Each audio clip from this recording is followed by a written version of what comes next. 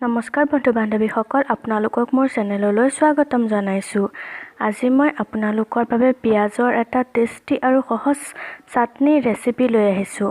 ৰেচিপিটো যদি ভাল লাগে তেনেহ'লে মোৰ চেনেলটো ছাবস্ক্ৰাইব কৰি দিব আৰু লগতে থকা বেল আইকনটো প্ৰেছ কৰি দিব, যাতে আহিবলগীয়া ভিডিঅ' ন'টিফিকেশ্যন আপোনালোকে পোনপ্ৰথমে পাব পাৰে। এতিয়া আহকচোন ৰেচিপিটোলৈ আগবাঢ়োঁ। এই ৰেচিপিটোৰ বাবে মই মিডিয়াম সাইজৰ দুটা পিঁয়াজ লৈছোঁ, এডোখৰ আদা মিহি মিহিকৈ কুটি লৈছোঁ, কেইফুটামান নহৰু, 7-8টামান মই কেঁচা জলকীয়া লৈছোঁ আৰু অকণমান মান ধনিয়া লৈছোঁ।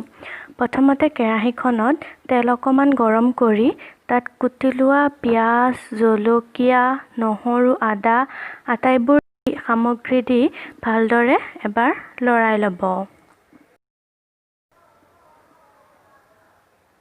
জলকীয়া আপোনালোকে নিজৰ সোৱাদ অনুযায়ী ল'ব পাৰে। তাৰপিছত তাত অকণমান নিমখ আৰু অকণমান হালধি দি ভালদৰে আকৌ এবাৰ লৰাই ভাজি থাকিব। আপোনালোকে এই ভাজিখিনি হাই ফ্লেমতে লৰাই ভাজি থাকিব।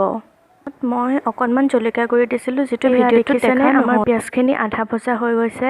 যেতিয়া পিঁয়াজখিনি ভিডিঅ'টোত দেখুৱাৰ দৰে ৰঙচুৱা হৈ আহিব, তেতিয়া আপোনালোকে পিঁয়াজখিনিৰ ওপৰত কুটি লোৱা মান ধনিয়াখিনি দি এবাৰ লৰাই গেছৰ ফ্লেমটো অফ কৰি 5 মিনিট ঠাণ্ডা হ'বলৈ দিব। 5 মিনিটৰ পাছত মিক্সাৰ জাৰ এটাত আটাইবোৰ সামগ্ৰী ভৰাই পিচি ল'ব। আপোনালোকে যদি পটাত পিছে তেতিয়াহ'লে খাবলৈ বেছি টেষ্টি পাব।